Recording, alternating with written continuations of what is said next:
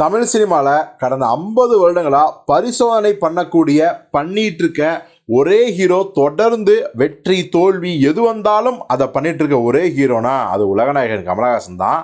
Actually பார்த்தீங்கன்னா அவர் மாதிரியே வேற யாராவது ஒரு ஹீரோவோ இயக்குனரோ பரிசோதனை முயற்சி பண்ணால் அதை உடனே பாராட்டுவார். இப்போ கூட பார்த்தீங்கன்னா நம்ம ஜிவி பிரகாஷை பாராட்டியிருக்கிறார். எதுக்காக பாராட்டியிருக்கார் அப்படின்னா, அவர் நடிக்கக்கூடிய படம் ஒன்று பார்த்தீங்கன்னா ரொம்ப வித்தியாசமான களம். ஸோ அதுக்காக தான் பாராட்டியிருக்காரு. சரி, அப்படி என்ன படம்னா கிங்ஸ்டன் அப்படிங்கிற படம் நமக்கு தெரியும்.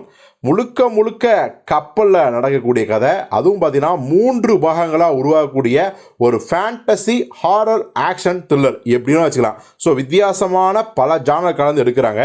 ஸோ இந்த படம் ஒரு பரிசோதனை முயற்சி, தமிழ் சினிமாவை வேற லெவலுக்கு கொண்டு போகணும் அப்படிங்கிற அந்த சிந்தனையோடு எடுக்கக்கூடிய முயற்சி. அப்படிங்கிறதாலேயே ஜிவி பிரகாஷ் என்ன பண்ணிக்காருன்னா, கமலை அழைத்து நீங்கள் தான் இந்த படத்துக்கு கிளாப் அடிக்கணும் அப்படின்னு சொல்லி கிளாப் அடித்து தொடங்கி வைக்கணும் அப்படின்னு சொல்லி கூப்பிட, கமலும் பார்த்தீங்கன்னா அந்த படத்தை கிளாப் அடித்து துவங்கி வச்சார்.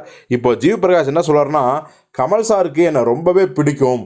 நான் பல வருடமாக இந்த மக்கள் போராட்டத்துக்கெலாம் குரல் கொடுக்கும்போது அவர் தான் எனக்கு ஃபோன் பண்ணி வாழ்த்துவார். ரொம்ப கரெக்டாக பேசுனீங்க, உங்களுக்கு நல்லாவே அரசியல் வருது, இந்த மாதிரியான போராட்டங்களை தொடர்ந்து நீங்கள் பண்ணுங்கள், உங்களோட அரசியல் பார்வை எனக்கு ரொம்ப ரொம்ப பிடிச்சிருக்கு, வாழ்த்துக்கள் அப்படின்னு சொன்னார். அதே மாதிரி பார்த்தீங்கன்னா அவருடைய அமரன் படத்துக்கும் நான் தான் மியூசிக் டைரக்டரு. ஸோ இந்த சாங்ஸையும் அந்த படத்தோட பிஜிஎம் கேட்டு எனக்கு ரொம்ப ரொம்ப பாராட்ட சொன்னார். குறிப்பிட்டு பல இடங்களை மென்ஷன் பண்ணி நல்லா இருக்குது அப்படின்னு சொன்னார். ஸோ அவர் தயாரித்த இந்த அமரன் படம் மிகப்பெரிய வசூலை கொடுத்ததில் நான் ரொம்ப ரொம்ப சந்தோஷப்பட்டேன். ஏன்னா கமல் சார் மாதிரி தயாரிப்பாளர்கள் வெற்றி அடைந்தால்தான் மறுபடியும் அவங்க சினிமாவே எடுப்பாங்க.